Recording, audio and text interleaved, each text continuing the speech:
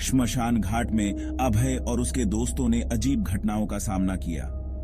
दोस्तों ने इसे मजाक समझा, लेकिन अभय के कैमरे में कैद हुई रहस्यमयी तस्वीरों ने सबको झकझोर दिया। अब अभय को हर रात बुरे सपने आते हैं और वही औरत बार बार उसे सताने लगती है। श्मशान की घटना के बाद अभय परेशान रहता है। उसे हर समय लगता है कि कोई उसका पीछा कर रहा है। एक रात जब वह सोने की कोशिश कर रहा था, खिड़की पर अजीब सरसराहट की आवाजें आईं।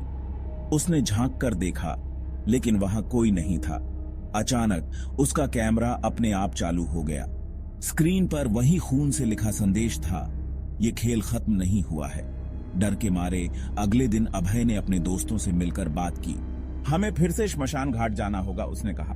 दोस्तों ने उसे समझाने की कोशिश की, लेकिन रोहन, जिसने पहले भी इसे मजाक समझा था, ने कहा, चलो एक बार और चलते हैं, अगर कुछ है भी तो पता कर लेंगे। रात के ठीक 12 बजे अभय और उसके चारों दोस्त श्मशान घाट पहुंचे। इस बार माहौल और भी डरावना था। चिताओं से उठता धुआं हवा में रहस्यमयी आकृतियां बना रहा था। जैसे ही वे अंदर गए, अचानक सभी की टॉर्चें बंद हो गईं। बैटरी खत्म हो गई क्या? रोहन ने पूछा। लेकिन सभी टॉर्च एक साथ बंद होना असामान्य था। अभय को लगा ये कोई इत्तेफाक नहीं, कुछ गलत है। चलो इसे खोलते हैं, देखते हैं अंदर क्या है। अभय ने उसे मना किया। ये पागलपन है, हमें यहां से निकलना चाहिए। लेकिन रोहन ने उसकी बात नहीं मानी। जैसे ही उसने समाधि पर लगे पत्थर को हटाया, एक जोरदार चीख सुनाई दी। पत्थर के नीचे से एक मानव कंकाल निकला। उसकी हड्डियां खून से सनी हुई थीं। तभी समाधि के पास से धुआं उठने लगा और उसमें एक डरावनी आकृति उभरी। वह जली हुई औरत थी जिसने अभय को पहली बार डराया था। उसने चिल्लाकर कहा, तुमने मेरी समाधि को क्यों छेड़ा? अब तुम सब इसकी सजा भुगतोगे। चिताओं से उठते धुएं ने इंसानी आकृतियां ले लीं और सभी दोस्तों को घेर लिया। हर किसी के पास से अजीब फुसफुसाहट की आवाजें आने लगीं। तुम बच नहीं सकते। रोहन, जो अब तक सबसे ज्यादा मजाक उड़ा रहा था, डर के मारे कांपने लगा। ये सब सच है। तभी धुएं की एक आकृति ने रोहन को जकड़ लिया। वह हवा में ऊपर उठने लगा और अचानक गायब हो गया।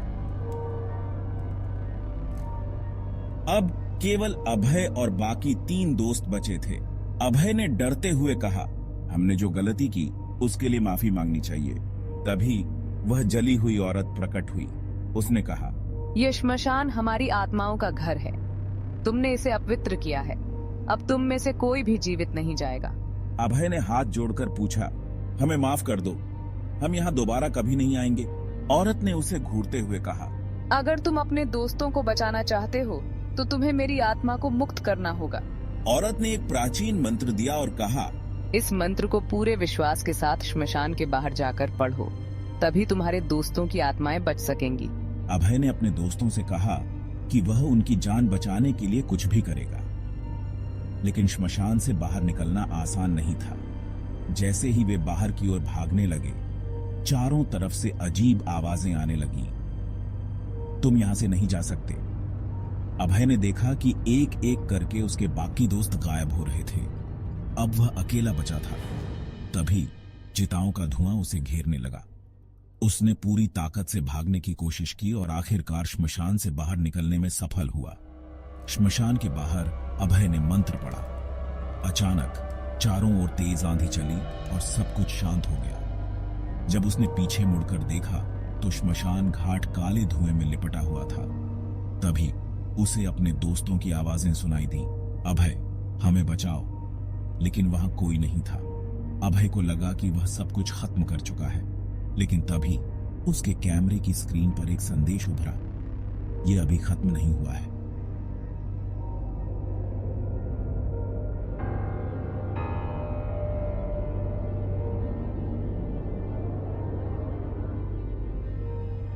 क्या अभय सच में अपने दोस्तों को बचा पाएगा? जानने के लिए जुड़े रहें और हमारी अगली कहानी का इंतजार करें। अगर आपको यह कहानी पसंद आई हो तो वीडियो को लाइक करें और चैनल को सब्सक्राइब करें।